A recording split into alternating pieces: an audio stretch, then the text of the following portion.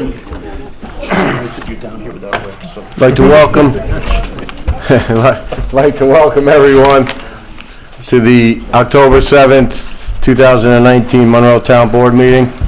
Can we all rise for the Pledge of Allegiance?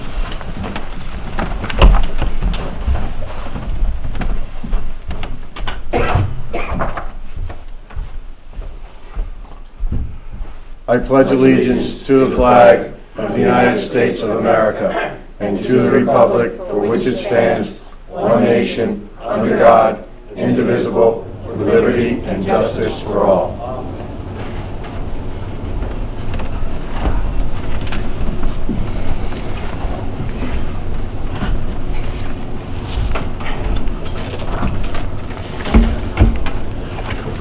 Name tag. So, we need a motion to open up the town board meeting. I'll make that motion. I will second. Call the question. Bingham, aye. Cardone, aye. Scancarello, aye. McGinn, aye. Okay, so moved. Public hearings. We need a motion to open the continuation of public hearing for the proposed amendment of Chapter 57 of the Town Code. I will make that motion. I'll second it. Call the question. Bingham, aye. Cardone, aye. Scancarello, aye. McGinn, aye. Okay, so moved.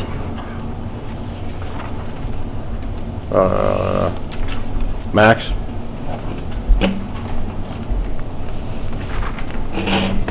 In addition, while you're up here, and I know you're just going to comment on Article 57, Max, I'd like to make a motion to open up the hearing, which kind of, they both fit into each other, the draft scope for preparation of a draft generic environmental impact statement, the DGEIS. So can I have a second for that? Second. Call the question. Bingham, aye. Cardone, aye. Scancarello, aye. McGinn, aye. Just to Okay. clarify, we're having it's the public hearing really for the scoping is what we're opening now, right? Yes, yep. Okay. I spoke to Mr. Nugent today, and he informed me, and John Colasar, who's Mr. who? Mr. Nugent. Oh, Yeah, okay. and John Colasar is here, representing Ferrick, Nugent, McCartney. So, All right. without any further ado, go ahead, Mr. Max. Supervisor, Town Council members, I'm here to present tonight for the Town of Monroe Conservation Cluster Residential Floating Zone Text Amendment. Tonight is the opening of the seeker scoping public meeting. So the purpose of this meeting is to gather input on the environmental review that will be conducted on the Conservation Cluster Residential Floating Zone, which I believe was already made the subject of a previous hearing. Is that correct? Yes. Yes. Several. So I'm going to begin by a brief overview of the what the floating zone amendment does.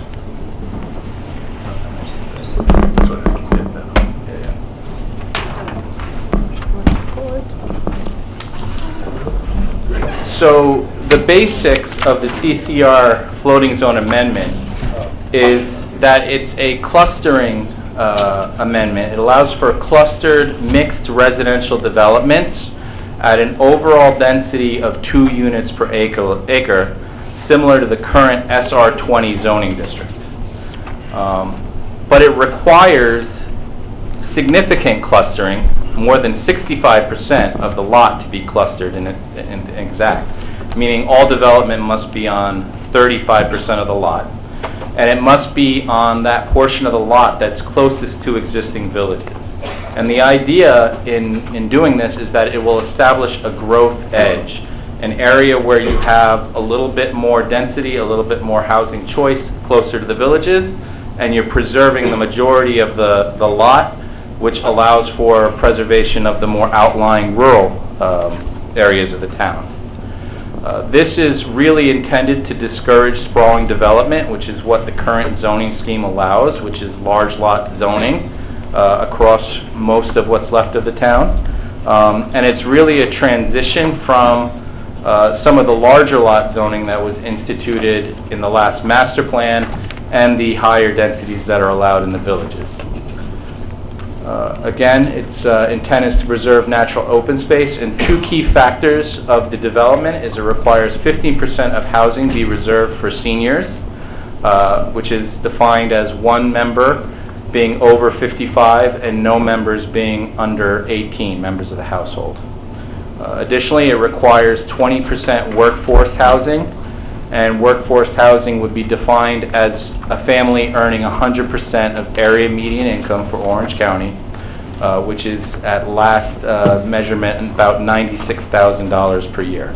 So it's not very affordable housing and it's not luxury housing. It's really meant to be 20% workforce housing. The CCR floating zone, why it's called a floating zone is because it's establishing a zoning district that actually is not mapped in the town. It floats. It exists in the code, but in order to actually build under this, you have to come back to the town board and ask for it to be mapped or landed. The process of landing the zoning is actually more discretionary on the part of the town board than a standard zone change, because unlike a standard zone change, the floating zone change has certain eligibility requirements. One of which is the applicant must submit a concept master plan to the town board.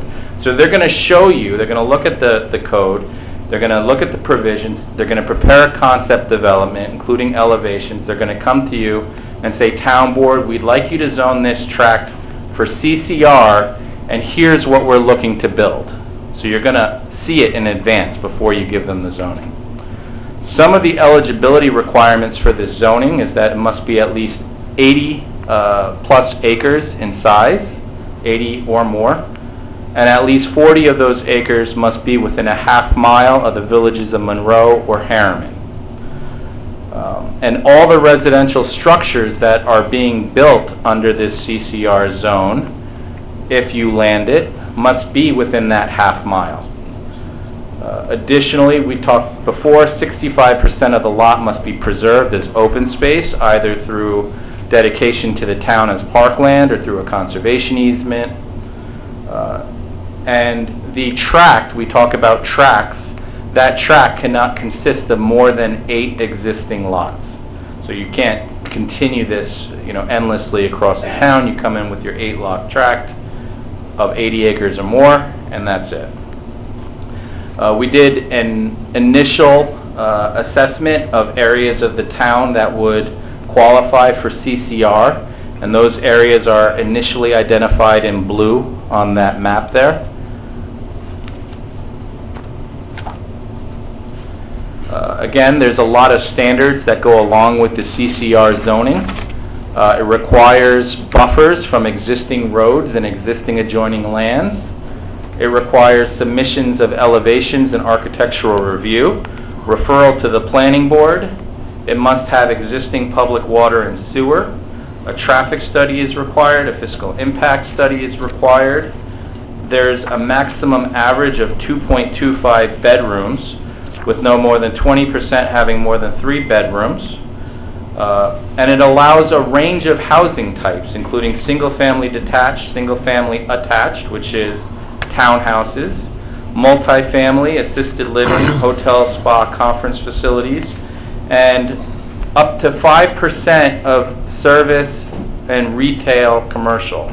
So it allows you to have a small general store as part of the project, or maybe a salon or spa in the development.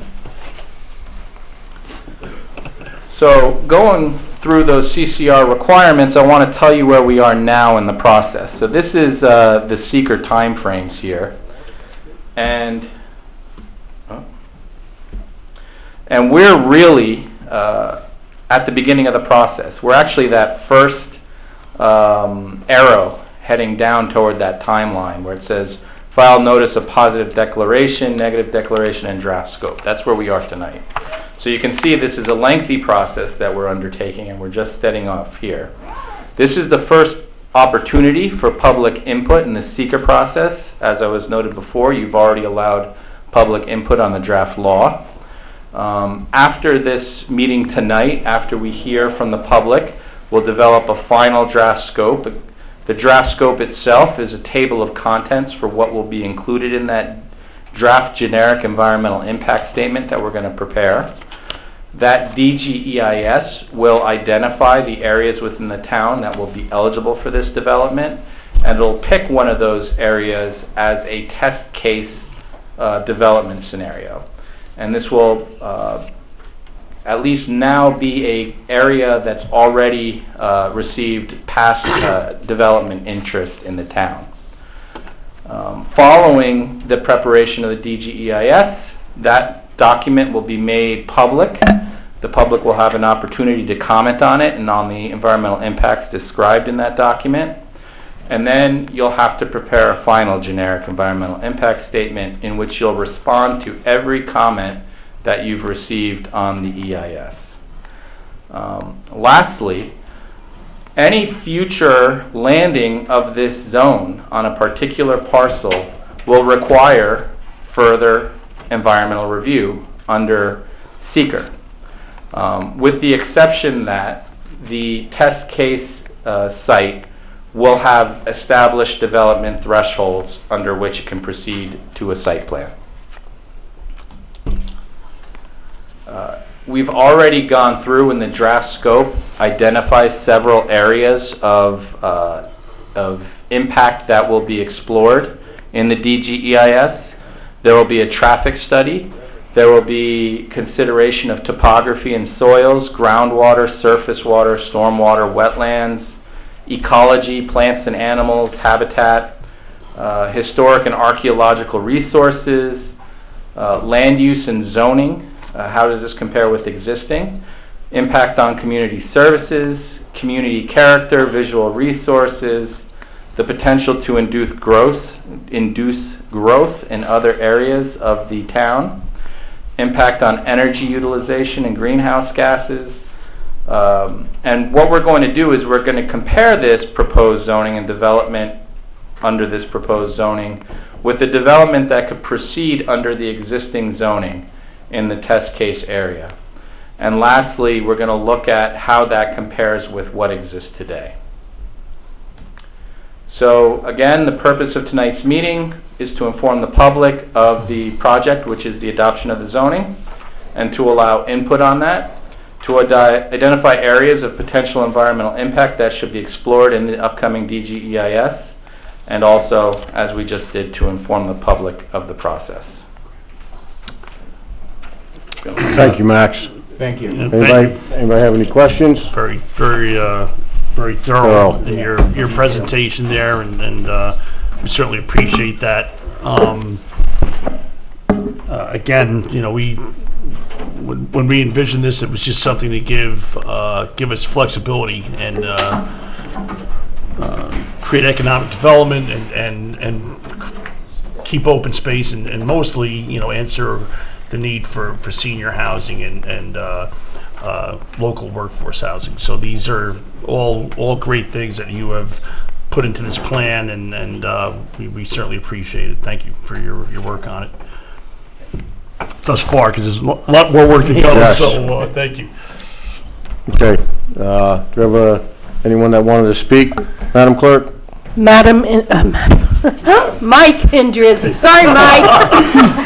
Madam Mike. Indrizzi. Come on down. Morning, I'm back.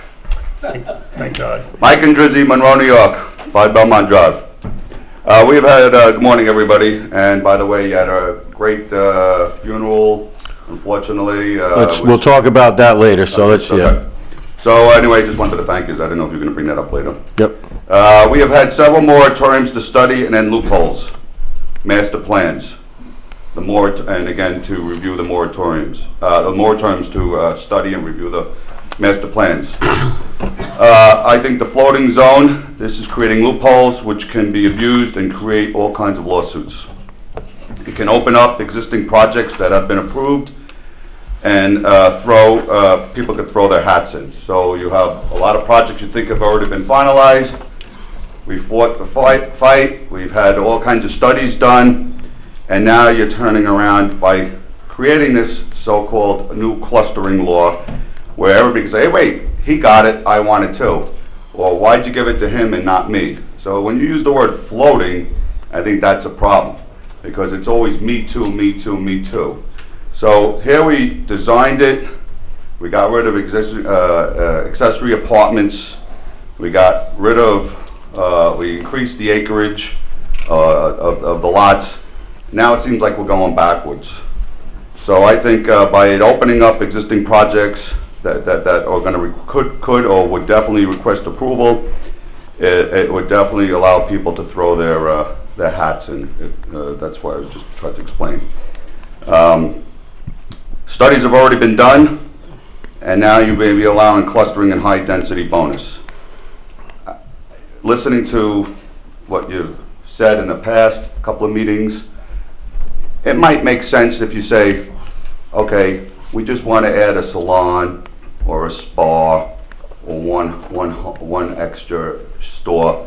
But you know as well as I know that over the years, the laws have been abused greatly. And it gets pushed, the laws to the max. So you really got to take that into consideration. Again, we got rid of the accessory apartments. You already have, we increased the lot size again. All this to prevent what we're talking about. And now you're saying, let's bring it back. Again, I don't think it makes sense. Who will enforce the 70-30%? Who will decide who gets it and who doesn't? What are the parameters or the basis for who would get it? Who and how will the green space be protected? Will we make it parkland to prevent it from being used later on? Will we put it on a proposed ballot and let's say let 2/3 of the voters decide? An example to me, again, instead of saying he's ranting on and on, would be Berry Park Road. That was bought by public funds and it's still not deemed parkland. So if in a few years you get a different board than what we have now, we have a good atmosphere, but if boards that we might have had in the past or who knows what we're going to have in the future, how do you protect that? Another example would be, we'll just bring up Rye Hill Road. Or we did this Rye Hill corridor, and I fought the fight with all the neighbors. We've had numerous meetings. We even closed a couple of meetings down. And after all that, we got the projects approved. Everybody seemed happy. In theory, when I'm reading this 39-page document, you could turn around and put this right back to that whole Rye Hill corridor, in theory. And if you do that, then what was the point of all these years of fighting, getting it approved under one set of circumstances, and now you're going to have the whole Rye Hill corridor possibly changed, whether it be the accessory apartments or this clustering, all those properties. It's not just one property, 49, it's 49, 49, 49, 49, 49.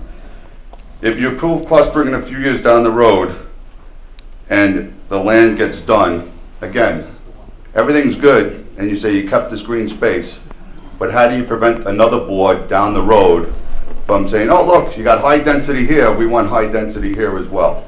So I think that's a problem.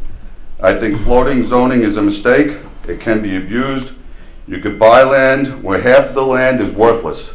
Side of a cliff, swamp land, and all you're doing is taking land that's really worthless and allowing people to take that other half and get the high density bonus that they should have never gotten.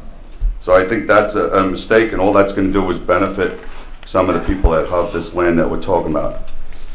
A couple more things just to emphasize. Larkin Drive.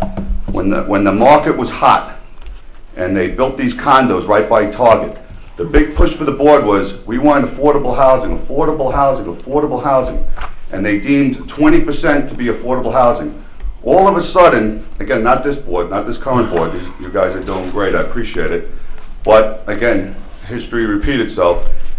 20% was supposed to be affordable housing. The market got so hot that the builders actually went to the board, said we'll give you $1 million if you get rid of the affordable housing, and then they allowed them to sell it at top dollar, the board got the $1 million, and they were allowed to do whatever they wanted, not you guys personally, but it's sitting in a bank account somewhere, and they got to do whatever they want to do with that.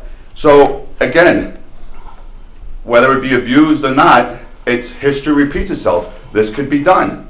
So how do you protect what you're saying now? In good faith, you might be trying to do the right thing, but boards in the future can turn around and can't think of the word right now, but exploit it, or whatever the case may be. That might be the way to go. So you're pushing again, the 20% affordable housing. Where's the affordable housing for all these people we were saying we wanted to give it to? You just brought it up again. That's nice words, politician words. Sounds great to get it approved, and then down the road, where did it go? So if history repeats itself, that green space can be given away and built on. Another example, and the last one, would be Parkland. I remember when they were putting that Larkin Drive, we're talking about BJ's, all that shopping area there, and they said, oh, we're going to put Parkland over there. We're going to have memorials, we're going to have trees, we're going to have benches, we're going to have beautiful Parkland. I drive by every day, I don't see any Parkland, because it kept getting reduced smaller and smaller. Hey, you know what? Let's allow them to build a wall. Let's allow them to do this. Let's allow that. Let's allow a little bit bigger buildings, smaller parking. Again, Mr. Drizzy, can I ask you just to wrap it up because yes. of other people? So basically, history repeating itself. So I gave several examples. The last few sentences, they say history repeats itself. I say learn from past mistakes. Do not allow the floating law, clustering, high-density bonuses, and let the voters decide. Also protect open space by designating it parkland. Thank you. Thank you. Thank you. Mike Goldstein?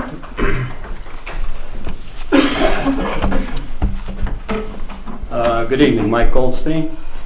I had a question originally. This is Chapter 57. It's been kicking around for a few months. I'm wondering why we didn't bring it to a vote. But now does this have to take care of the draft environmental impact statement first before you vote on this? That was discussed tonight. We're a public hearing for the preparation of the draft generic environmental impact. Is that part of that? We'll answer it when you're done. Okay, thank you. Jeff Mans?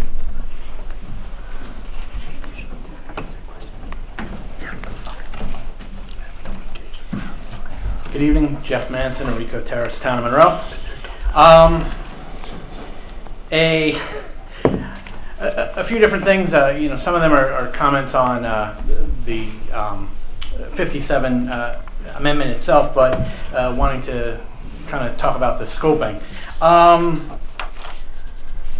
So the test site that's chosen to be the workhorse for the scope is along that Rye Hill corridor.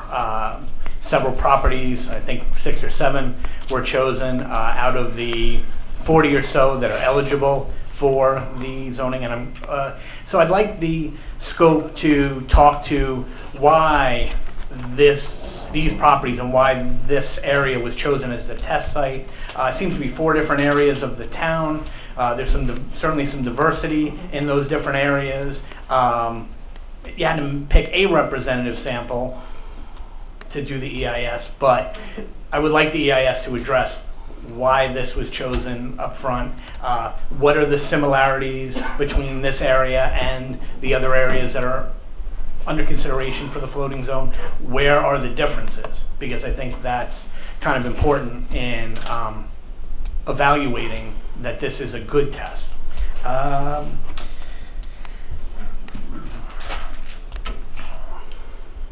I think part of what the EIS needs to explore is, well, it'd be nice if you could explore the willingness, but if not simply the ability of local water providers and the sewer district to handle, because the law is going to require that it have municipal water and have municipal sewer. I didn't have a sense so much in reading the 39-page document that it was going to explore that topic enough. I know we're kind of under pressure in the sewer district. There's things going on there, the county has to address. So if we're going to say these larger properties are going to be subject to that, it's certainly only good for your purposes if you're going to possibly consider granting the law somewhere that there is a possibility of them accessing that sewer service and the water service. Without that ability, the law is sort of moot because the law requires that, or the law at least is written in that way right now. I think it's also important that when doing the draft EIS, that a consideration is given if the properties that are in the area of the test site that have approvals, either conditional or final approval from the town, were built out as intended, how that would impact the test site.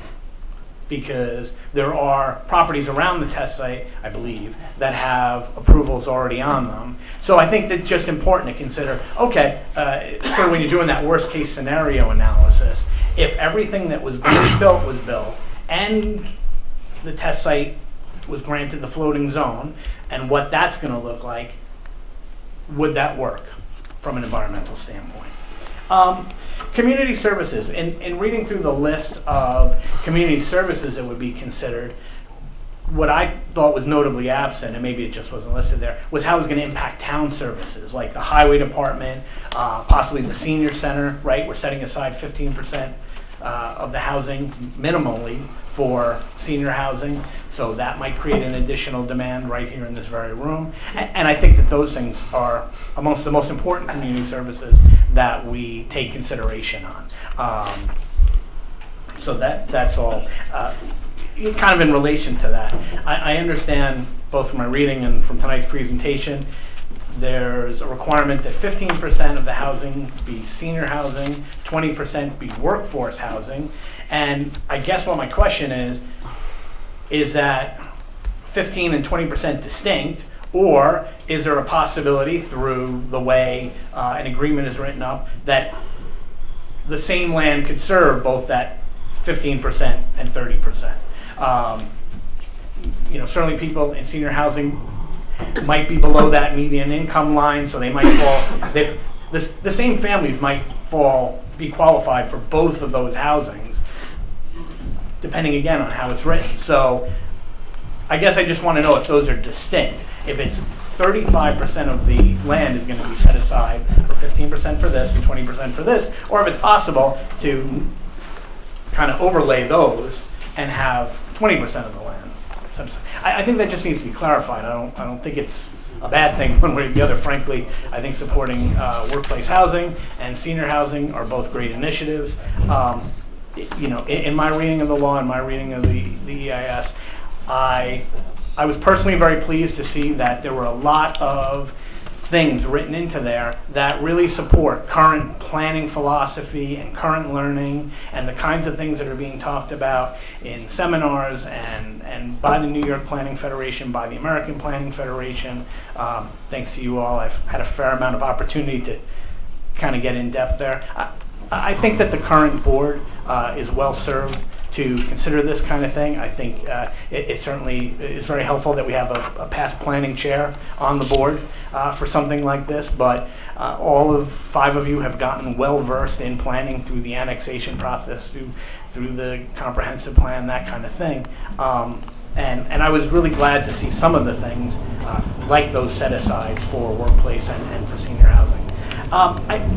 Since you brought it up, the 2.5 bedrooms. Got about another minute.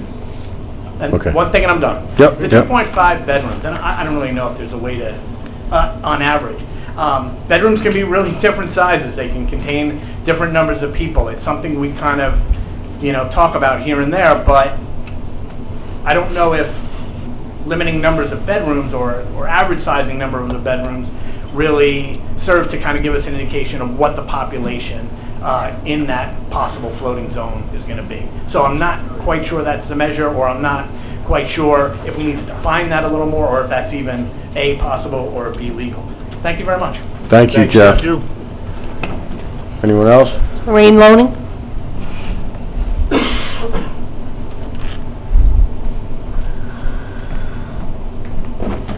Good evening, Lorraine Loning, Village of Monroe. First, I want to thank you for keeping the public hearing open for so long. It was good to go back and forth, and it gave me the opportunity to get some questions answered and to look more deeply into the project.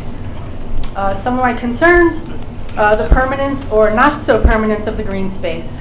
Green space could possibly end up deeded to the town, and down the road could be subject to sale or development. And I'm also concerned about the enforcement of senior and workforce housing. It seems to me if it's left to a developer that it's unlikely, and if it's left to a town board, it might not happen. I'm also concerned with the lack of conformity to our community normal. This sort of housing is not what people who live here are used to. And people come from other areas, perhaps more urban areas, craving the suburban feel of this community. They're looking for the colonial or bi-level on a plot of land so that the kiddos can play wiffle ball and they can have their vegetable and hummingbird gardens. That's why I moved up here almost 30 years ago. And those who don't want that environment and who don't mind neighbors on the other side of the wall, there's already existing housing for that within the village already. The next thing I have is there is a requirement that these clusters would need to be in close proximity to other municipalities, usually the villages. Because of the clustering, the villages would need to supply services, primarily water and sewer. Effectively, the town is abdicating its role in planning and relying on the benevolence of that neighboring municipality. Development could be hamstrung and determined by our neighbor, not by the town. That seems like a big red flag to me. Residents of the village, more so than those in the unincorporated town, will be more impacted by these clusters.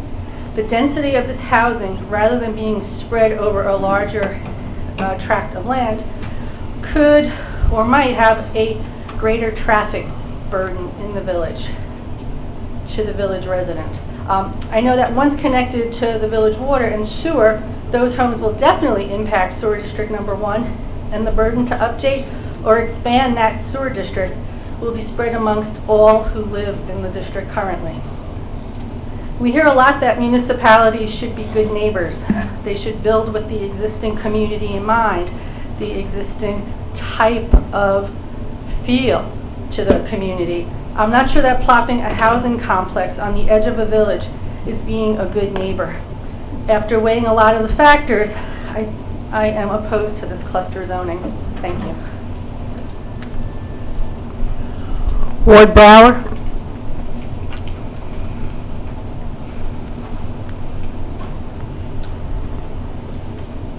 Ward Brower, private citizen. Just a little sidebar. My friend Jeff, if he had announced, I didn't know if he came as a member of the planning board, as a member of a private citizen, or as a private citizen. Had some great points. I just don't know where he's coming from. Should have announced it. It's nothing personal, just like my comments are not from the Conservation Committee. My comments are from Ward Brower. Okay, cluster. Always in favor of cluster. Always in favor of looking at new ways of development. Two key issues were touched upon by Mike Andrizzi, Madam Andrizzi, and Jeff. And that is the numbers. I've been harping on this for years now, 5 years. We do a bedroom count, meaningless numbers. We should have a maximum build-out number of people. Otherwise, we can't tabulate drain on water and sewer, burden on traffic, burden on firematics, burden on the whole community, on recreation. We don't know. We need to know those hard facts, not just number of bedrooms. Bedrooms mean a number that means nothing. The other thing is the green space. I'm harping on it. Only way I can evolve that the green space could be green space and make the wishes of the community happy would be to put it before the voters. Putting it before the town board, as has already been commented upon, means every 2 years that town board can change its composition, and what was a great town board can be a disastrous town board.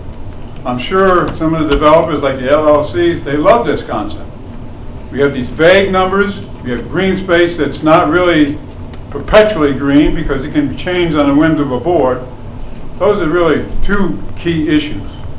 Nailing down the total number of people that are going to be in these dwellings so we can do an accurate seeker, which we have not done in this town ever.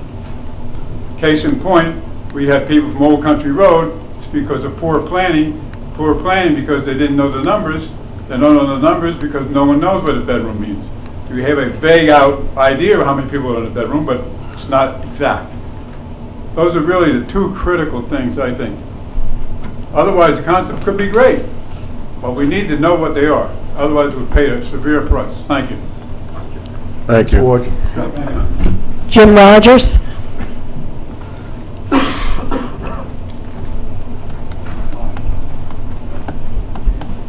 Jim Rogers, Town of Monroe. You here as a citizen or a former town board member? I'd just like to clarify what Mike Andrizzi brought up about the affordable housing. It was years ago at Meadow Glen, it was 400 units. They were selling at $400,000, but 20%, 80 units, had to be sold for $320,000. So who went in there? Anybody that worked for us? Baloney. It's $320,000. It's not $80,000 affordable housing or anything. No highway department or school bus people can buy that stuff. All it was a break for somebody to come out in the city and they got an $80,000 break on a $400,000 unit. So the board at the time turned around and it got $1 million, which I think the board still has the $1 million. They can spend that any way they want, which will go over for all the residents, not 80 people from we don't know where on the so-called affordable housing. I just want to clarify that. Thank you. Thank you. Supervisor, that's all that's signed up. Come on up. Quick question. No, you gotta come up to the mic. Should wear a Yankee hat. Yeah. Larry State your Downtown name. Monroe. I was just wondering Talk into the mic. if Mike Andrizzi can speak on my behalf? You can't Yeah. give time to Yeah. somebody It's the else. same, it's the same thing, it's just I'm reading rather than speaking. It's Well, the there'll, same. there'll be other opportunities. You can, Yeah. there's other meetings and Is that- Anybody else? No? Do we have Mayor Dwyer? Come on up. Sir?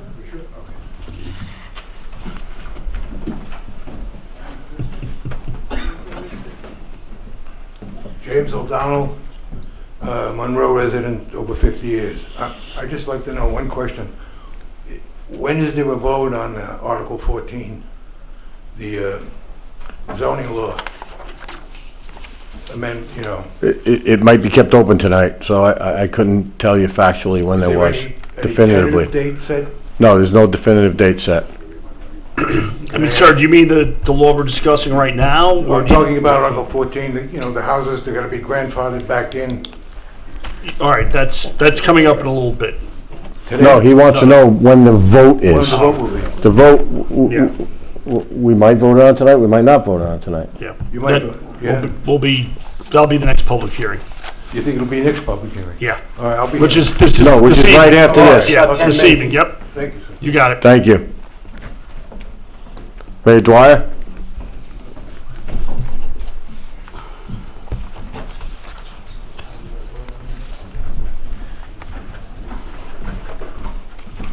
Good evening, and thanks for the opportunity to speak to the board this evening. I'm just going to read a statement. I know the public hearing is being kept open until the 25th. Yep. Yep. So, Well, Written comments till the 25th. exactly. Yeah. Is it the 21st? The 21st is our meeting. Right. The 21st is our next meeting. 25th is The written comments, yeah. Right? Yes. Yeah.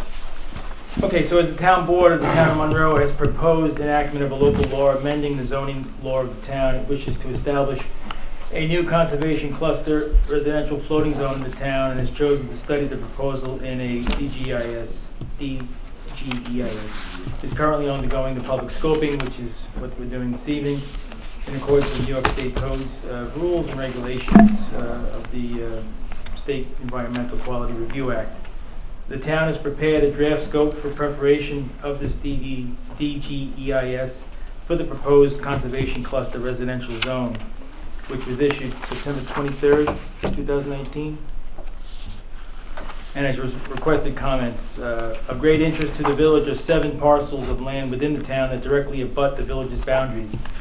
These parcels are generally along the south side of Rye Hill Road, and they are proposed in the draft scope to be a subject of a test case, also known as the reasonable worst case development scenario. Speak into the mic.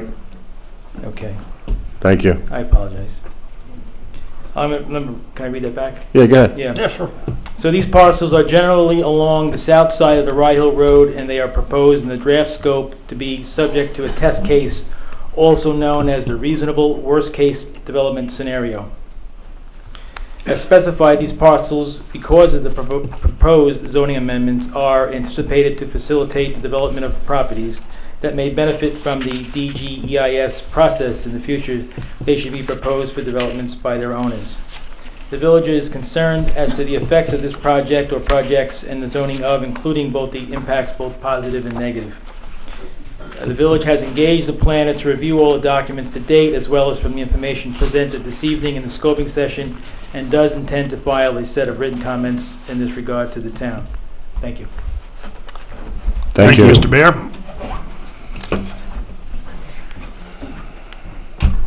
Anyone else? John John Carl? Call, come on up.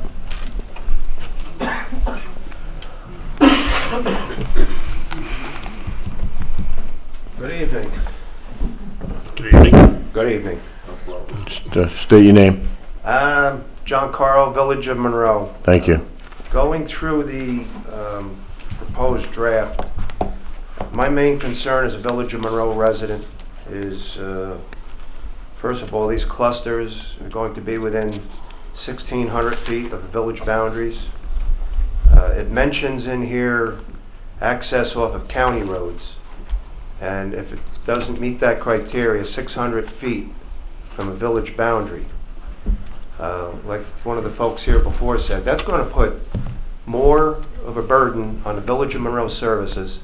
People here in this community have no idea. They think the Village of Monroe Police Department patrols everything. They don't.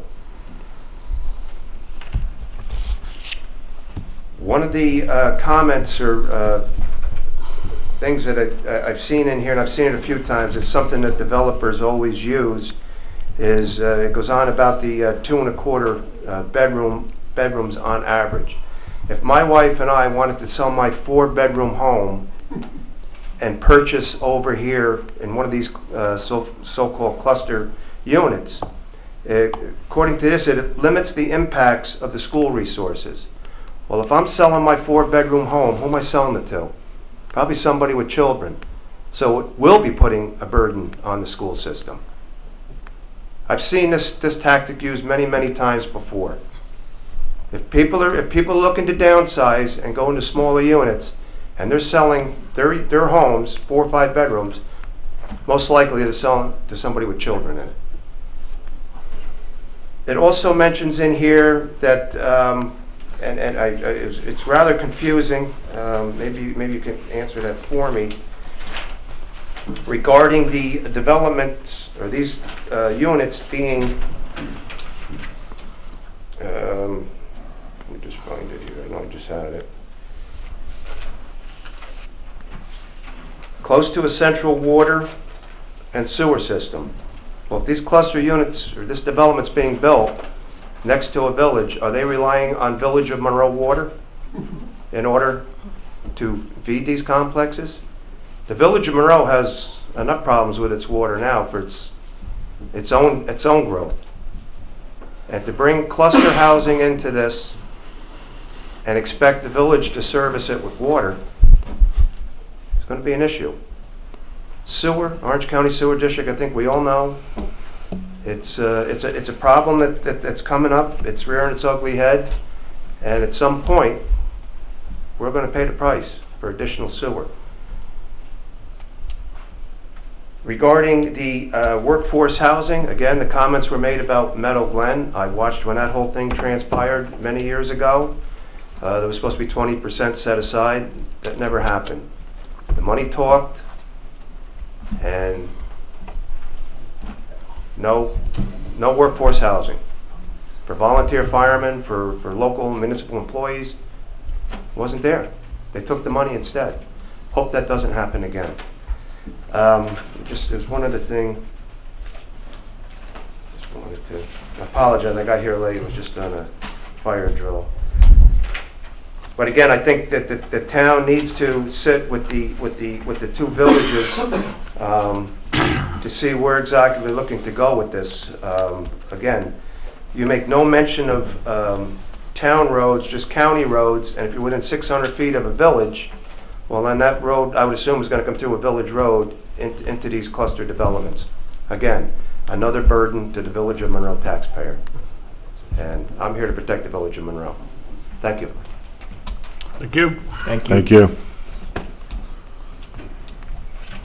Anyone else? Anyone want to comment?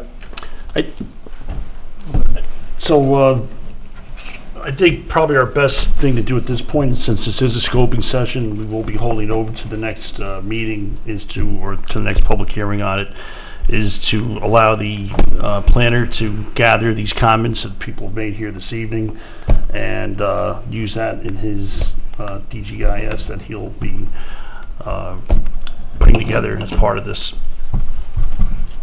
Agreed. Right? I agree. Is that Agreed.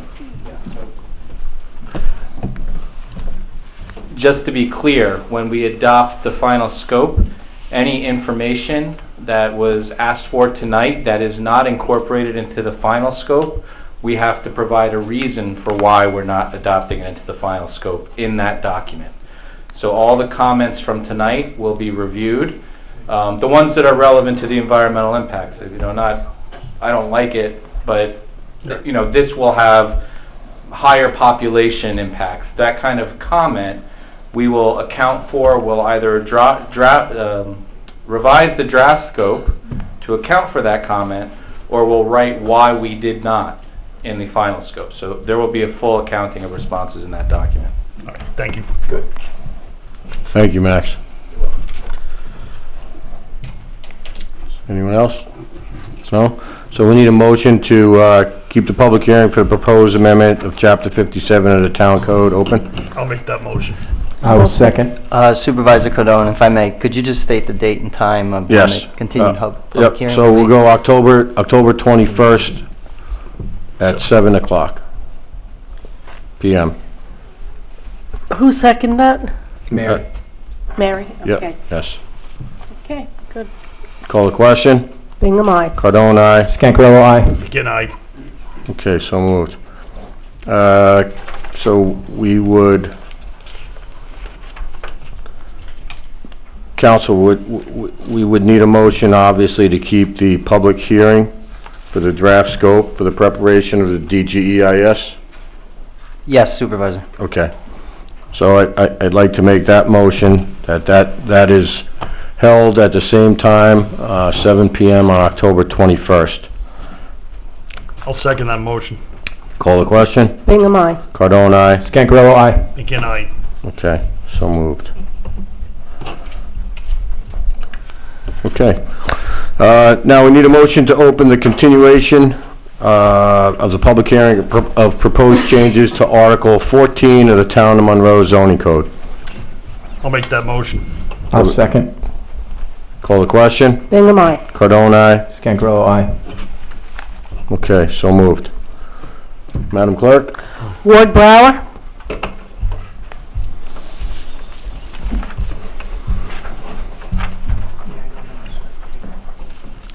Ward Brower, private citizen. Just to clarify, this is the one that we're going to Non-conforming. Non-conforming lots. And we're going to try to do it tonight.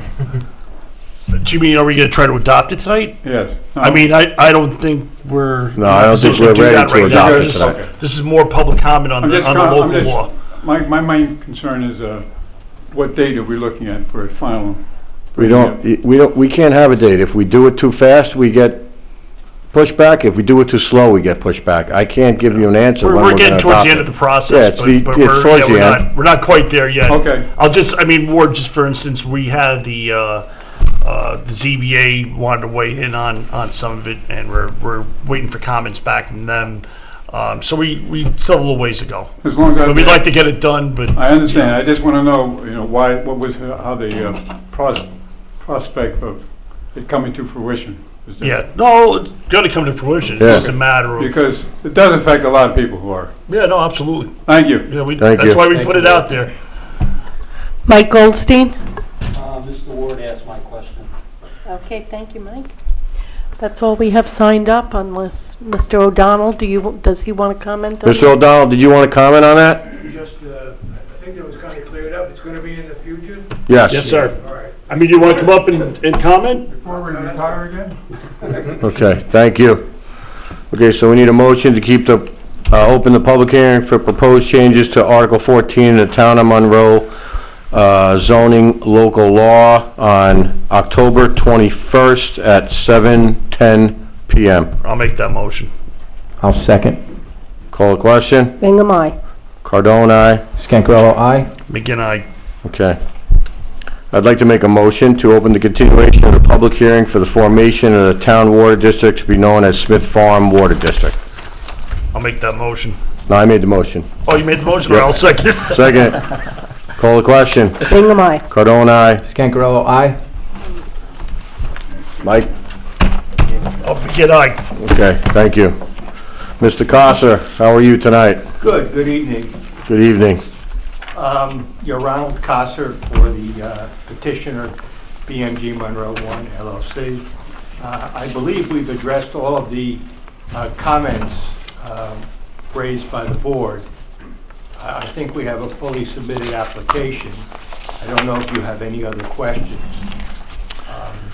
I don't know if there's any more comments from members of the public, but we would like to try to see if we Yeah. can wrap this up tonight. I understand that you and Mr. Nugent spoke today, and there was the one issue. Which- That wasn't an issue, that was a question. A question, okay. Right, All right, just want to make sure. informational question. Yes.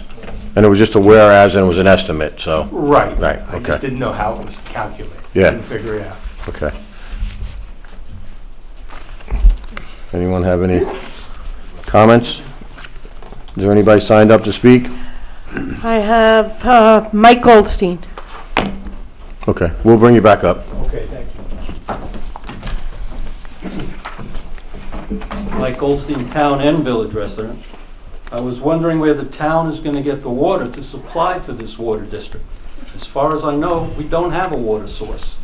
And if you're looking to take the money, the water from the village, I don't think it's going to happen. Thank you. Ward Brower?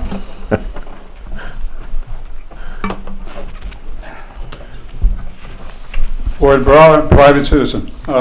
Again, echoing the same comments, still don't see how we can enter into a water district without knowing the maximum number of gallons a day we are going to be committed to. Since we don't have an endless supply of water, in fact, we don't have any water at all.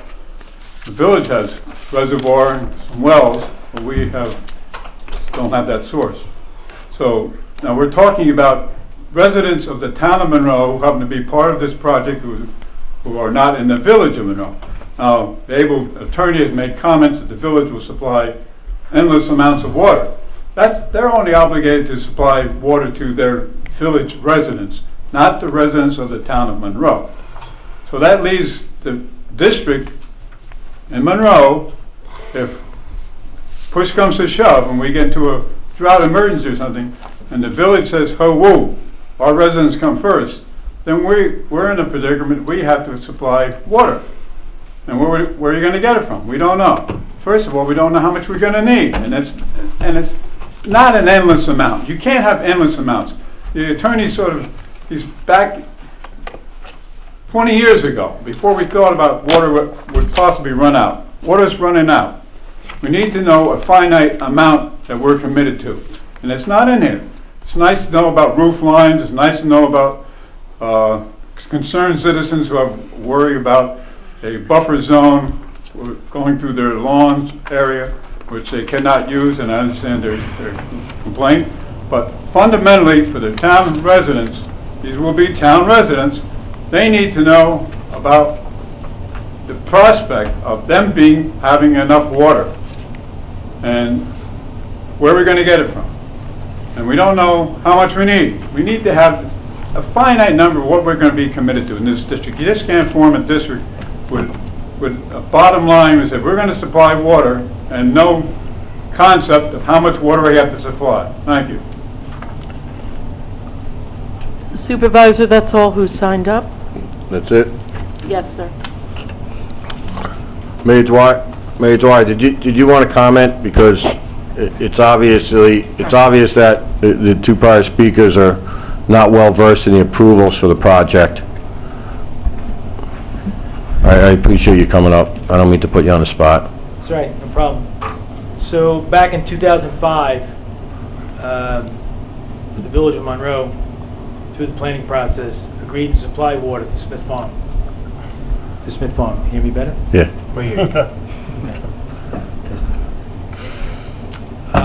And that was an agreement made back then. We've lived up to that agreement. We've signed on to that agreement. Mr. Casa, who's here this evening, knows very well about that agreement. And you can look at the pros and cons of every bit of it. Poor planning, lack of planning, whatever. But we're obligated legally to supply water to that project. There was a 50,000 gallon per day number floated out during the SEQA process. How do you quantify that? You can't shut the water off after they get to 51,000. Maybe there's another trigger that we can utilize, I'm not sure, but that's in the picture. But yeah, so 2005, and that's gone through probably 4 iterations before we just recently signed it. Okay. Mr. Mayor, can I just ask you a quick question? Yeah. Is the village waters, are you running out of water? No, we're not running out of water, but you got to keep an eye on it. Okay. You know, we have a plant that processes so much per day. Right. We have wells that produce, we have one well. We have multiple wells. We have one that we use for the consumption of potable water, known as well number 4 in the park. And that produces a certain, and it's treated as well, as is the water from the reservoir. Right. But we have a certain number that we have to be within in the way of production. After that, we get into, expansion of that treatment plant. Right. Very similar to what we're talking about when we discuss sewer, right? Right. So. Yeah, I have one other question for the mayor. Please. Is there an IMA between the village and the town to have this water district, for you to supply water via this water district? We have spoken about it, and our attorneys are working on it. Okay, Yeah. still in the process. Still in the process, that's Yeah. correct. Hopefully, we'll close it up soon, and I guess all the i's will be dotted and the t's crossed. So that's definitely one piece of it, though, 2005. Okay. Thank you. Thank you, Mr. Thank you, Mayor. sir. Can I just ask one question? if I can? Sure, come on up. Just one question.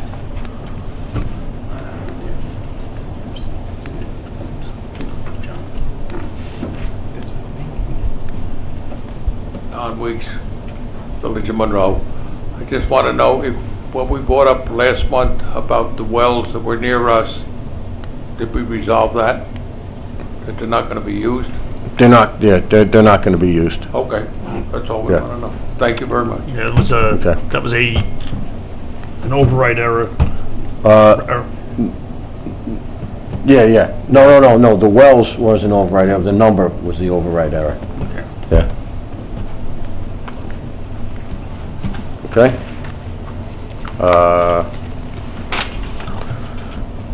Okay, so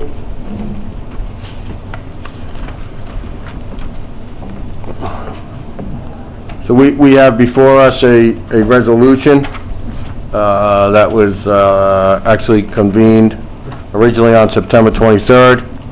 I'll just read the therefores.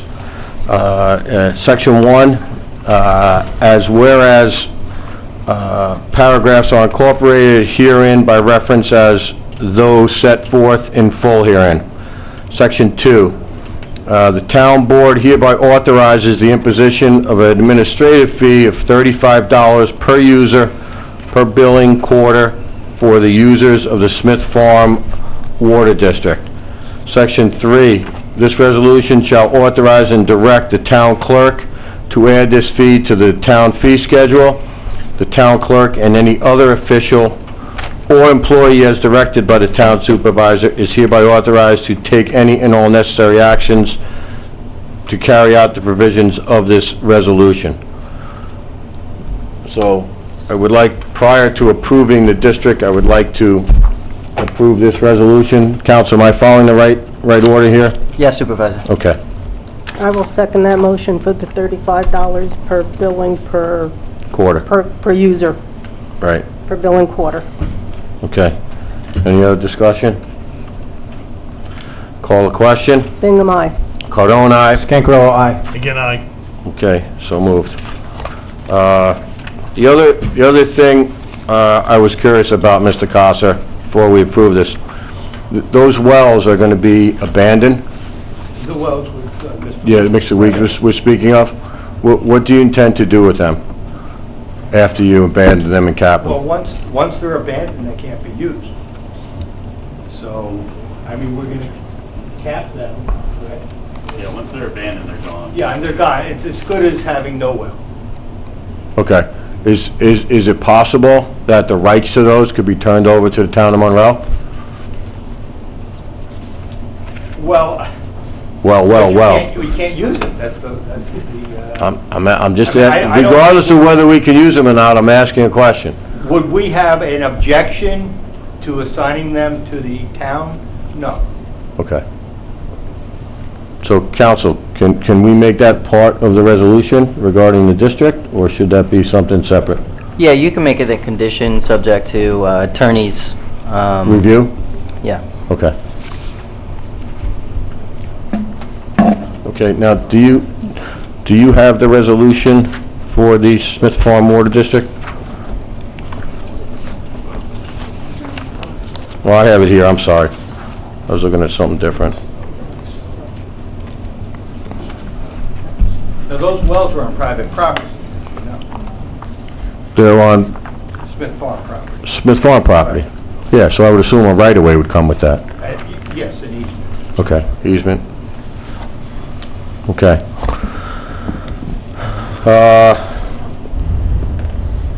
I will read the whereases again with regard to this, and this is for the approval of Smith Farm Water District. Now therefore, upon the evidence given at the public hearing described herein, it is hereby determined as follows.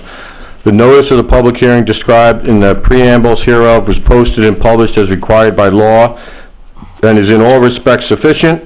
And number two, the petition is filed and signed and acknowledged by the owners of the real property, aggregating at least one half of the assessed valuation of all taxable real property of said proposed district, and shown upon the latest completed assessment roll of said town, and including resident owners in said proposed district owning taxable real property, aggregating at least one half of the assessed valuation of all taxable real property of said proposed district owned by the resident owners, according to the latest completed assessment roll of said town situated in the proposed Smith Farm Water District as required by law. And three, the creation of the Smith Farm Water District and the construction of the improvements herein above described is in the public interest. And four, that all property and property owners within Smith Farm Water District are benefited by the proposed improvements.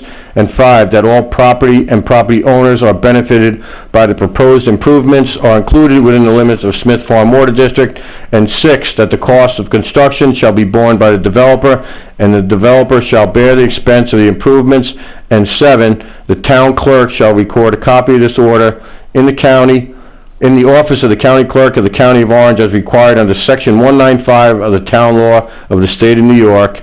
And council, if you could formulate another clause regarding those wells. Sure. Section 8, the town shall explore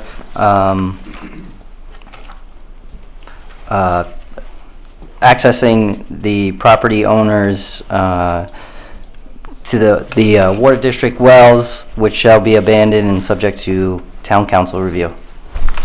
Okay. Supervisor Cardone, may Yes. I ask a question, being Mr. Cosser has already given me the Mylar maps? Is this going to affect those maps for me to file? Because now there's an easement. So if so, I'm going to need new Mylar maps, just, Or we could go with the Mylars we have and the easements to follow, which would be a recorded document anyway. Okay. Is council okay with that? Yes, Supervisor. Okay. Okay, and item number 9, this order shall be effective immediately, dated October 7th, 2019. Okay, so that, so to speak, is the motion. Can we have a second? Second. Discussion? Any other discussion? Yeah, I'm still a little leery about not having the IMA written up with the village as final yet. Do we have a time? I know it's in the works, but that's my only concern. We still don't have a final IMA between the village and the town. Yeah, but that's concerning billing. That's really got nothing to do. Well, it with also that. concerns possible repairs, and Yeah, but we have nothing to do with repairs. that's where I want to make that clarification. The infrastructure is a cost borne by the developer, and the repairs, correct me if I'm wrong here, Mr. Mayor Dwyer, are the repairs the homeowners association, or will they become part of the village's responsibility? Yeah, come on up.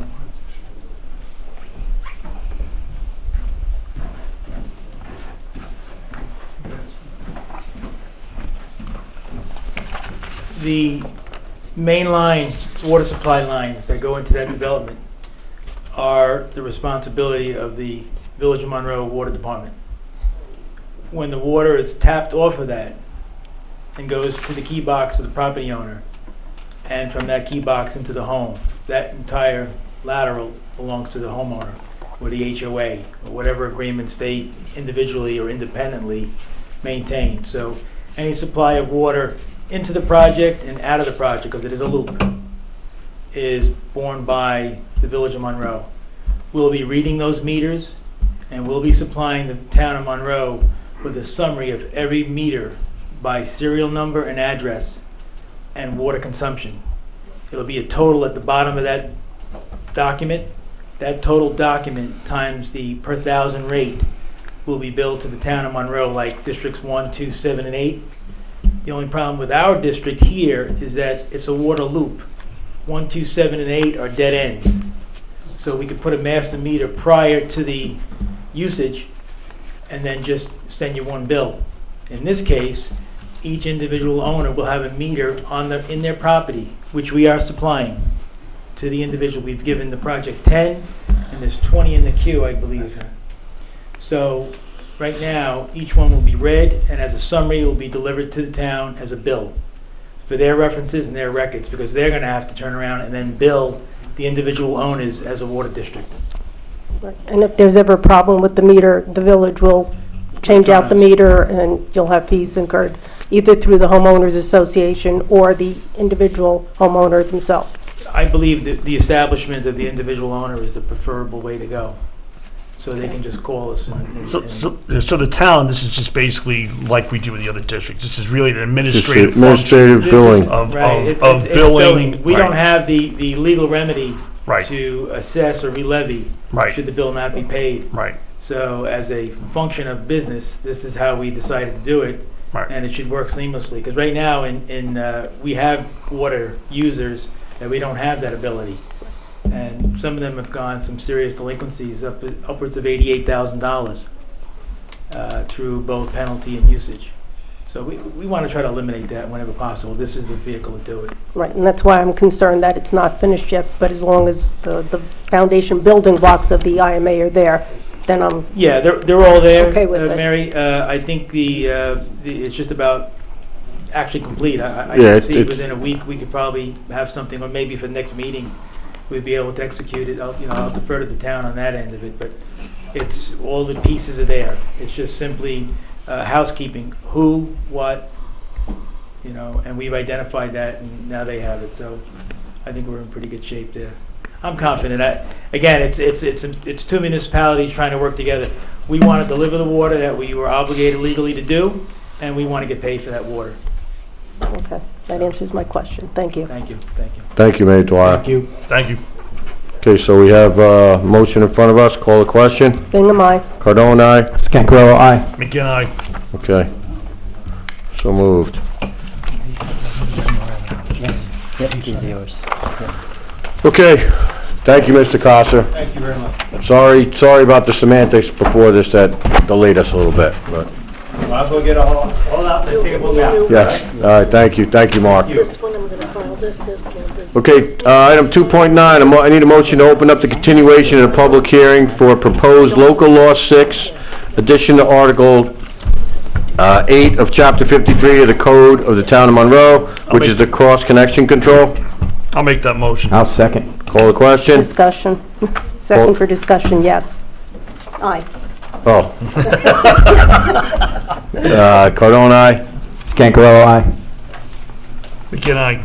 Okay, so moved. Go ahead, Mary. Last meeting, we had actually agreed to table it till the 21st. So I don't know if anybody signed up for it, but there were revisions to the cross-connection law, and our counsel, Mr. Nugent, at that time said it needed to be available for 8 days prior, which we weren't going to make the timeline for this meeting necessarily, but that's why we tabled it till the 21st. Okay. So you want to make a motion to table it? So I'll make motion, table it till the 21st. I'll second it.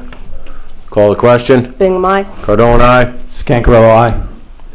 Again? Aye. Aye. Okay, thank you. Okay. Wait for Councilman McGinn to return.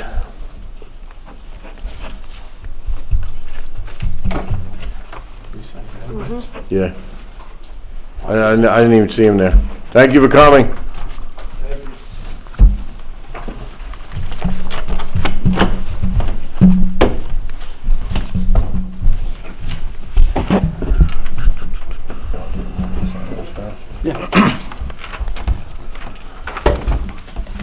So we open the regular meeting, Mr. Supervisor? Yeah, we opened it, we actually, we opened it before, and then we opened up the public hearings. Okay. So, All right, if I could just ask everyone to stand for a moment's silence for Police Officer Brian Mulcaine, longtime Monroe resident that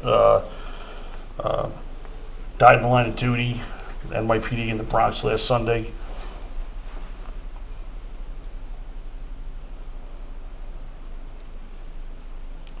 Be seated, please. Before we get into the meeting, I just want to thank basically the residents of Monroe. The turnout was tremendous, and the people, 20,000, 25,000, police officers from all across the country descended on this community.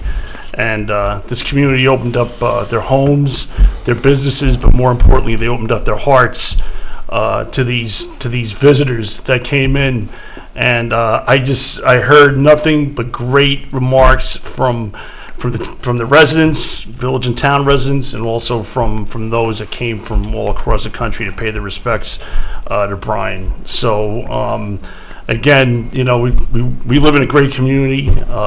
You can't say that about everywhere, and especially the out-of-towners that said, "Hey, listen, we've been to a lot of places where we were never as welcomed as we were here in Monroe." So, again, thank you to everyone. I know it was at times an inconvenience, especially at the end of the service when there was traffic didn't move on 17M for an hour, But listen, it was a great thing, and he was one of our own. He was a kid from this town that went to Monroe Woodbury, grew up, went to a good school, could have done anything with his life, had a good job on Wall Street, and he chose to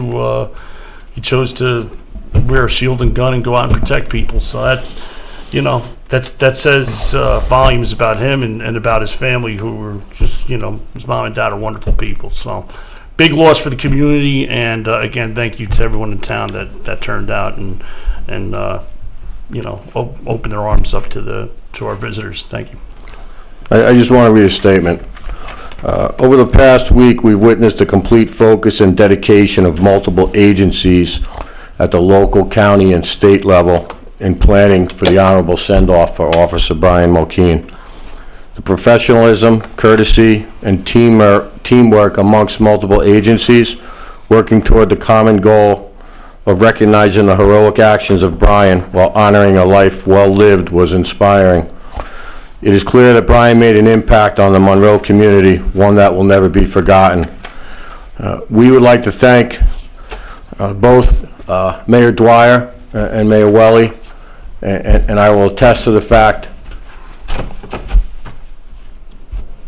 that at 4:45 in the morning, I watched Mayor Dwyer put out flags with his highway department so that the route from Officer Mulkeen's home to Sacred Heart was lined with American flags.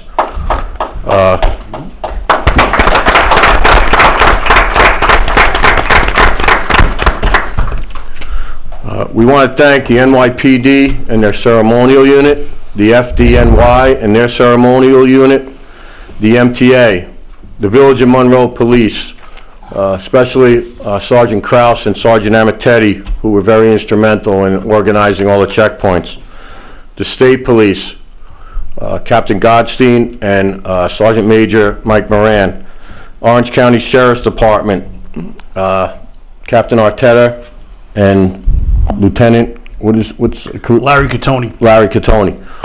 The Woodbury Police Department, the Harriman Police Department, Ramapo Police, as well as the multiple agencies from across the county, the state, the country, and outside of our country. The Monroe Joint Fire District, the Monroe Volunteer Ambulance, and the surrounding EMS agencies for their support. A thank you is also extended to Orange County Executive's Office, the Orange County Office for Emergency Management, the Monroe Woodbury School District. Elsie Rodriguez was phenomenal in making the decision to close the schools. Our Town of Monroe Dial-A-Bus, Sacred Heart Church, and Father David Ryder, and Smith Seaman and Quackenbush Funeral Home. I personally know that Colin Campbell and Tommy Sullivan were working 12 to 14-hour days, and they're the ones that had to basically get this done after all of the logistics were laid out. I think the magnitude of our efforts was evident when one of the NYPD ceremonial unit COs expressed to us, this is one of the most, if not the most, accommodating and respectful municipalities we have ever worked with. Monroe seems to be an unbelievable place to reside and a wonderful town that unequivocally bonds together during tragic times. On behalf of the Monroe Town Board, we extend a sincere thank you to all those involved in honoring our fallen whole town hero, from all the businesses who opened their hearts, made donations, everyone who made sure that there was a blue line, whether it was on a bus, a car, or the students who actually stood outside on the mill pond and watched the procession roll by. Every resident should be proud to live in our community, a community whose support afforded the Mulkeen family some solace in knowing that their town truly cares about them, and every individual who proudly puts on the uniform to protect us on a daily basis. May God continue to bless the Mulkeen family, our first responders, and the town of Monroe. Thank you.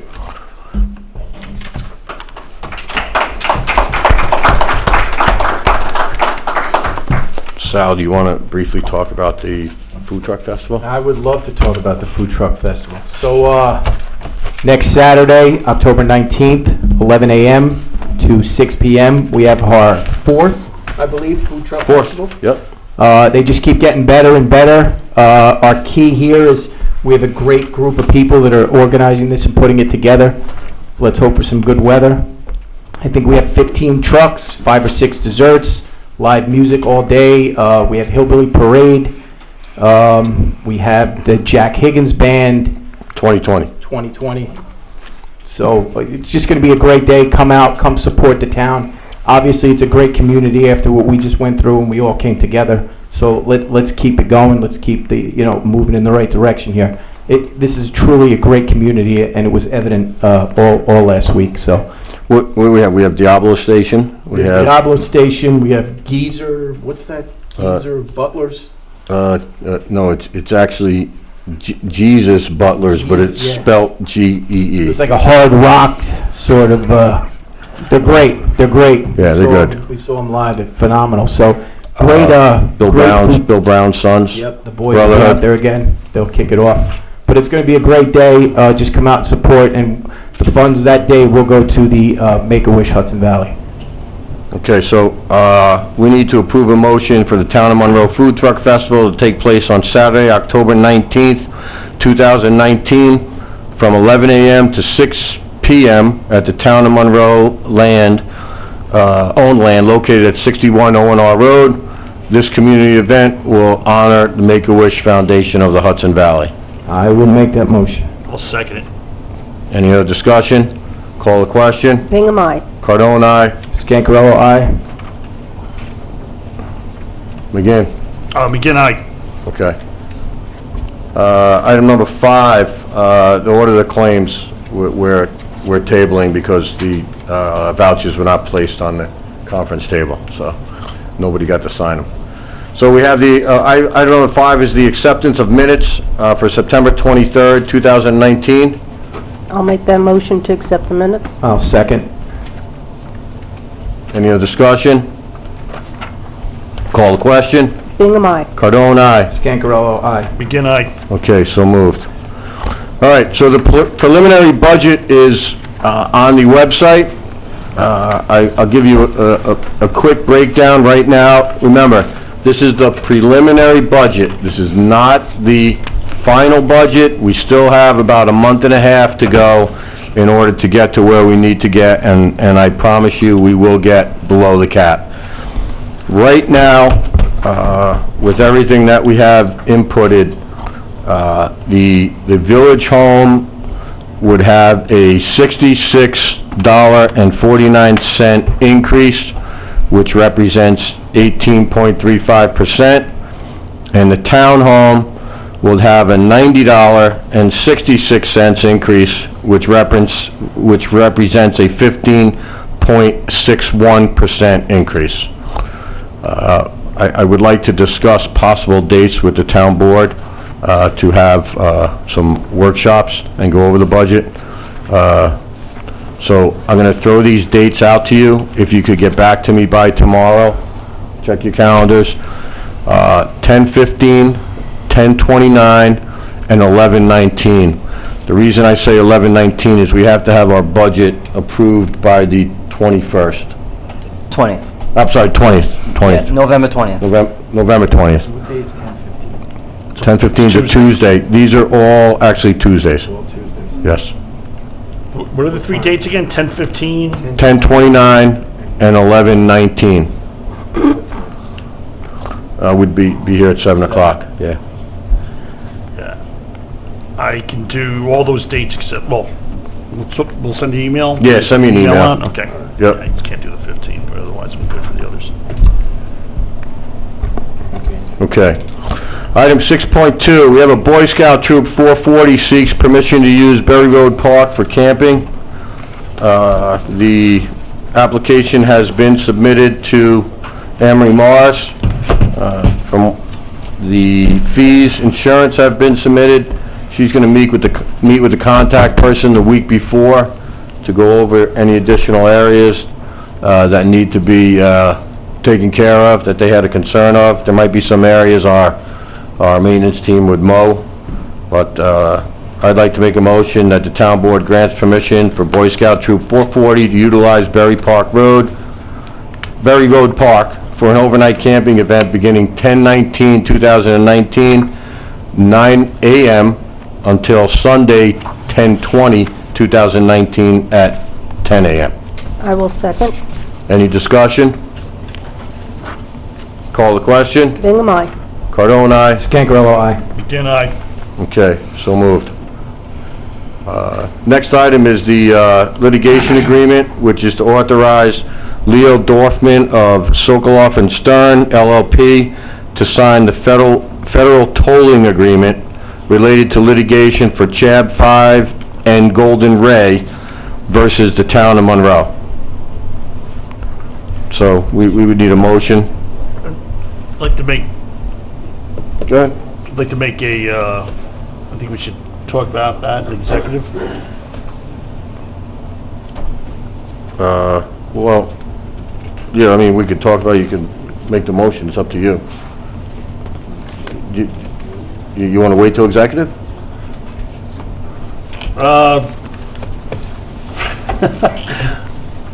I think we should, yeah.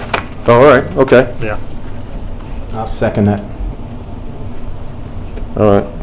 Call the question. Bingham, aye. Cardone, aye. Scangarello, aye. Again, Okay, so moved. So the motion was to wait The motion for went to... executive session? Yeah, for executive session. Okay. Okay, item 6.4, turn it over to Madam Clerk. It's the waiving of marriage license fees for active military members. Okay, in the Assembly, there was a bill that was passed to waive the fee, the state fee for marriage licenses for armed forces of the United States who are on active duty. The fee for a marriage license is $40. $22.50 of that goes to the state, $17.50 stays with the town. So now if a service person comes in, we would waive the fee right now, the $22.50.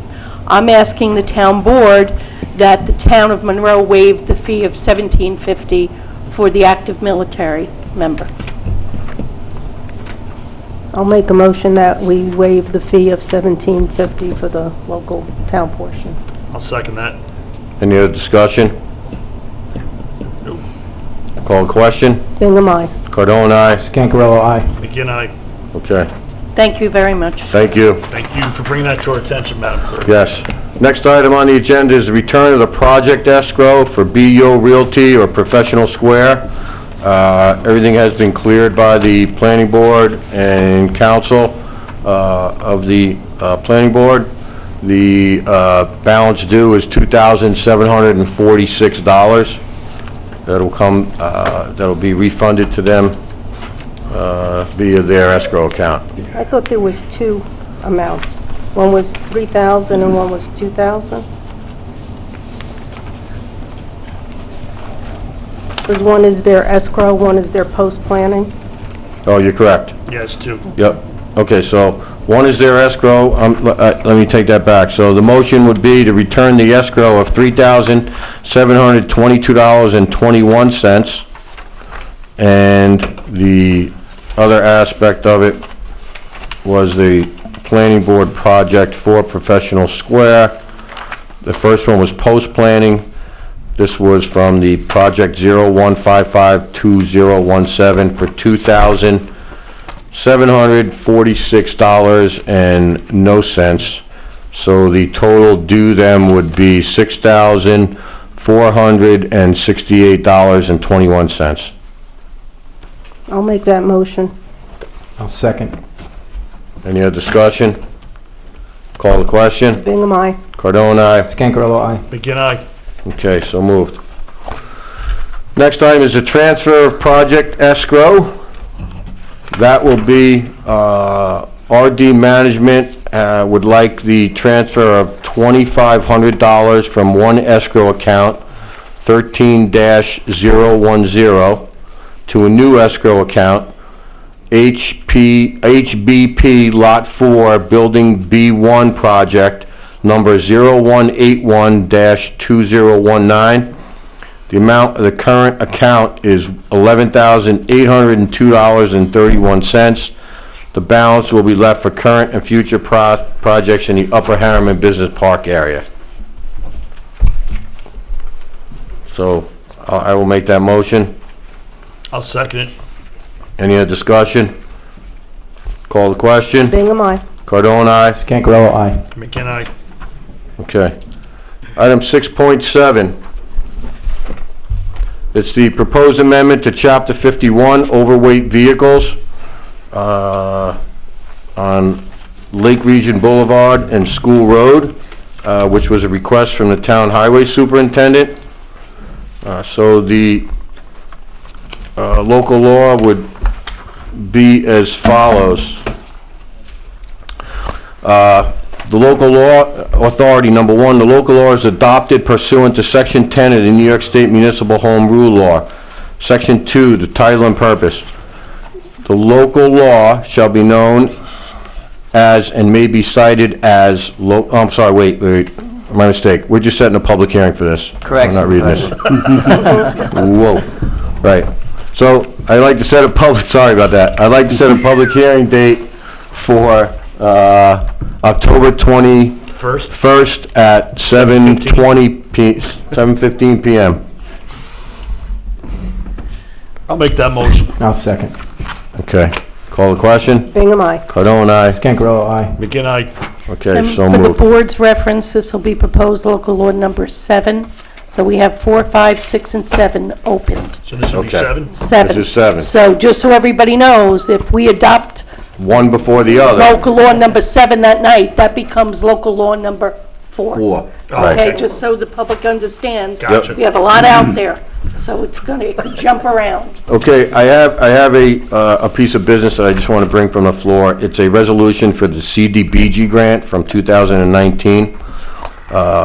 We need to pass a resolution on it, and the recommended action would be it resolved that the town of Monroe is hereby submitting its application for consideration under the FY 2019 Orange Urban County Consortium Community Development Program, and that the chief elected official or executive officer is hereby authorized to submit the application. They further certify that they have read and understood the Orange Urban County Consortium Community Development Guidelines for the FY-2019 program year and have met all of its applicable requirements, and that the information contained in the application is accurate and true to the best of their knowledge. So I'd like to make that motion. I will second. Any other discussion? Just so everyone knows, this was not done in the proper wording, so we're just rewording it so that we meet the guidelines set forth by the CDBG grant. So call the question? Bingham, aye. Cardone, aye. Scangarello, aye. McGinn, aye. Okay, so moved.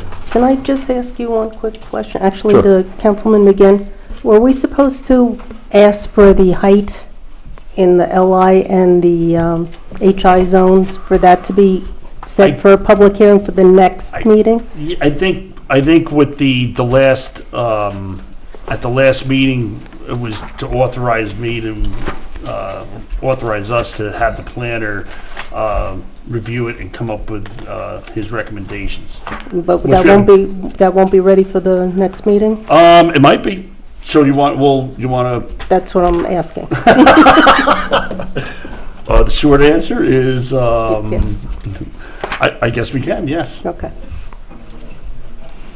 I just don't have the section of the chapter to cite to say we'd like to set a public hearing on it Okay. in front of me because, I don't have these things committed to memory, unfortunately. Okay. We could Well- certainly set a public hearing to, for the public comment on the amendment of, the text amendment to that part of the chapter. Okay. Since we have to go into executive session, maybe we can have council look it up, and then when we come out of Yeah, sure. executive session, we Yeah. can make that motion. Okay. Okay, Sounds thank you. good. Thank you. Mary, for Thank you, bringing Mary. bringing that back to the forefront. It was kind of a busy Okay. week. Real-term energy proposal. So we basically need a motion to approve the professional services agreement between the town of Monroe and Real-Term Energy US for the conversion of public street lighting to LED. This would be done in a form approved by our council. And the council did have some changes there, so we just need a resolution to approve council to... And Supervisor, if I may add, that resolution should authorize you to execute it, the agreement, subject to town council's review. Right, okay. Do I have a second for that? I'll second that. Any other questions? I had one question. They had still kind of they have to do a GIS of all the locations of our streetlights.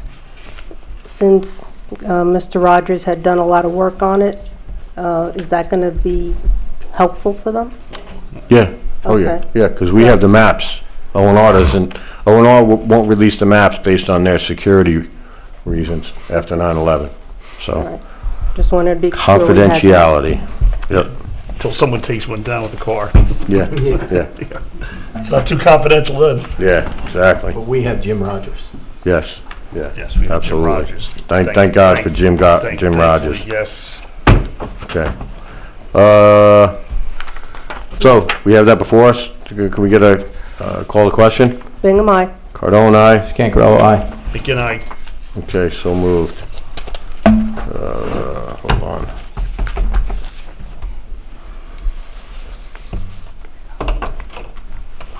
I don't know why 7.2 was on there. That's what we just did, right? Yeah. Yeah, we just did that. yeah, you just jumped Going around. up to a little. 7.3. So we're up to 7.3, which is Old Country Road. So, let me just start. So Mr. Nugent has not gotten a response from the attorneys for Old Country Road. So what I would like to do to push the project along would be to start the process of setting a public hearing for, what do you think, this is your house? You could just get up and leave? Well, I didn't know, you didn't tell me you were gonna do a public hearing, so. So, I thought we were just gonna have public comment. No. And be back in time for No, that, public comment will so- be after that. So I'd like to set the public hearing for October 21st for the proposed water district for Old Country Road at 7:20, right? Yeah. 7:20 PM. Okay, hopefully it gets them moving along. Everybody's asking where that location is, if you could just tell us where Old Country Road is. Old Country Old Road, Country Road is, those folks behind you know where it is. By Lamplight Village. we'll allow you to talk during public comment, okay? Yeah, just ask their public comment, and We'll let you speak during public comment, 10 days. okay? we're almost there. 10 days. I will second that motion. You seconded it? Yes. All right, Councilwoman Bingham, 10 days to get it in. Councilwoman Bingham seconded the motion. Call the question. Bingham, aye. Cardone, aye. Scancarello, aye. Mickey and I, Okay, so moved. Good, you gotta go, Mike? Yeah, what are we up to? Well, we're up to public comment, so. Oh, okay, I'll be right back. All right. Do you want me Want me to wait for you? No, you can go right ahead. All right. All right, so public comment. So what do you need from us? Notice? The notice like we did with the Smith Barn. Okay. I'm sorry. Sorry. The notice like we did with the Smith Barn. No problem. I'll do that tomorrow, right away. Valerie? Mike Andrizzi?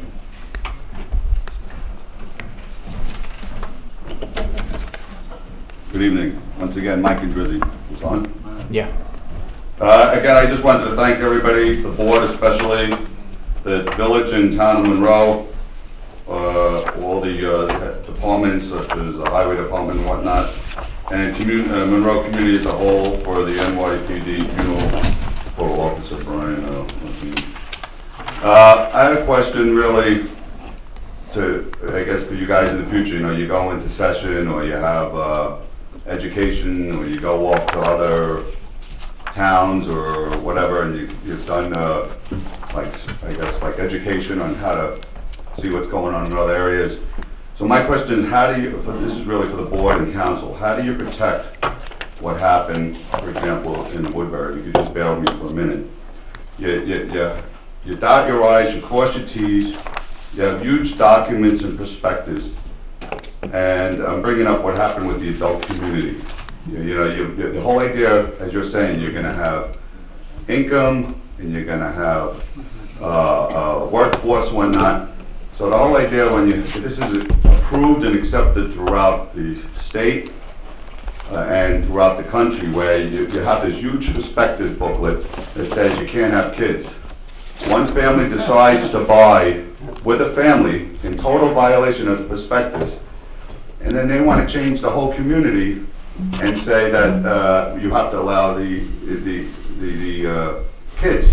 So my question is, how do you protect yourself with this clustering or whatever else we're talking about for future, whether you do a moratorium, whether you do another master plan? I'm not sure, how you prevent that. You're trying your best, and I get that. But to me, if you have 100 families or 200 families in it, and you decide you don't want kids, and that's why you're older and you want to have this so-called adult community. One family breaks the rules in total violation of the prospectus, and they sue to be able to stay and allow other families to come in. So my question is, how could you prevent that? I'm not asking for an answer tonight, but when you go into executive session, council and whatnot. So it's a loaded question, and I don't have an answer, and I don't think you guys obviously do either, but that same, how people exploit that, and how do you protect yourself on this clustering and affordable housing and workforce and whatnot? Thank you. Thank you. Thank you. David Dixler?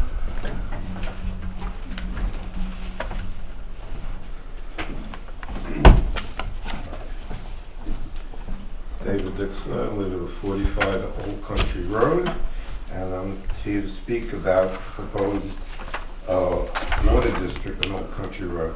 First of all, let me note that the date you mentioned for the hearing and the people in the community, we're all religious Jews, and you're picking a date that we can't be there. It's a holiday. The 21st? 21st? Yes, it's part of Sukkot.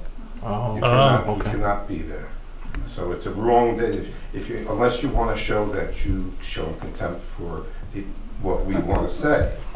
So let me just explain something. I don't think you realize. No, but let me just explain something. Yes. I realized it, but in order to move this along, that doesn't mean it's getting closed that night. That public hearing is most likely going to stay open till November. So this is an open, you say most likely, but maybe it will be closed. No, let me just say this. I can't say for sure, because maybe it's going to get closed, but I could say that I'm not in favor right now of closing it on October 21st. It would be, probably, to me, it would have been better if you set a date that we could have been there from the beginning. All right? All right, so here's the deal. You're the resident. If you would like, and this board agrees, I will change it to November, but now we're delaying it 3 weeks. So, but if that's what you like, I have no problem doing it. If we're talking about a week or so, I don't see that it's a problem. I'm not sure what the other residents feel, but for me, I'm available then. I'm not a fit. No, I totally, listen, I totally get what you're saying, but my frustrations are based on your frustrations with respect to the actual work that needs to be done in there. Right, And I know when winter's coming and. yes, and if this pushes it forward, I mean, I'm in favor of it. So you tell me what you would like me to do, and I would be glad to oblige to what you want. For myself, that the date's not good. I cannot speak for the other people, but we can communicate to you privately if I've talked to some of the others, if you wish. The only issue is I have to have a date tonight, so it's either going to All be right, well, let me speak on this. October. I'll speak to a couple of the other people. Sure, and then you let me know before you leave, and we'd be happy to accommodate We'll do you. the best we can. Okay, thank you. That was kind of a side point. All right, the issue that I want to discuss is that in proposing this water district, you want to put meters in the houses. That's sort of a problem. Why, to my point of view, why can't the meters themselves be outside the house where they can be read, where they do not have to come into our house? I may not be home. I don't know where in the house it's, I assume it's the basement, but it could just as easily be outside. I know in a previous home I owned in Blooming Grove, the meters were outside. So I'm not sure the technicalities, but I think that would make, it's a slight problem, but it's a little bit something I think that could be handled. But the meters wouldn't be read. So the proposals suggest that the meters are in the house. They're not. And to be read. They would be read from the outside. Are they read from the outside? Oh, no. Yeah, they pick it up on a car going by. Yeah, it's not, okay. they're not going in your basement. They're not even going to the house to look anymore. A car comes by and picks it up. That's not what it used to be. All right. Yeah. Never mind, as they used to say. Modern technology. All right. More to the point. The suggestion of the proposed cost for water was $6 per thousand. There was no suggested cost for water. What we have, I have. I'm going to tell you right now, I personally do not care what that says. All right, so where did this come from then? That came from the village of KJ. Oh, so you hold no truck with what they say? Nope. All right, all right. And just trust us on that. All right. Because all I'm saying is that the people who are at this point getting water from the plant are paying $3.80. And so we're just asking that we be treated the same as the two houses on the street are paying $3.80. Okay, so forget about this, but we're asking we get the same basic treatment. All right. All right, that's basically what I mean, it's just minor points, but I just want No, I'm glad you came down to speak. I appreciate it. I know the board does as well. I appreciate everything the board does. Thank you. Thank you. But talk to them, let us know what you want to do. Okay. Okay? Madam Clerk? Ward Brower?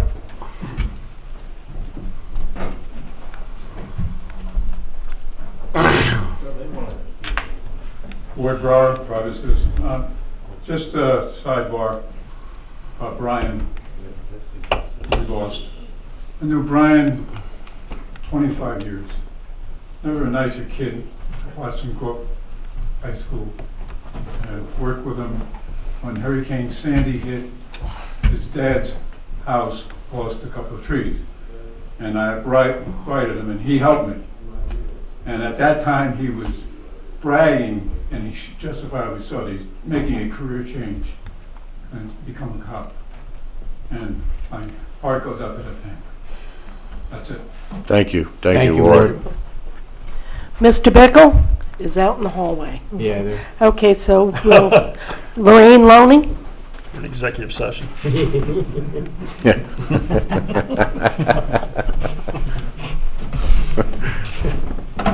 Hi, Lorraine Logan, Village of Monroe.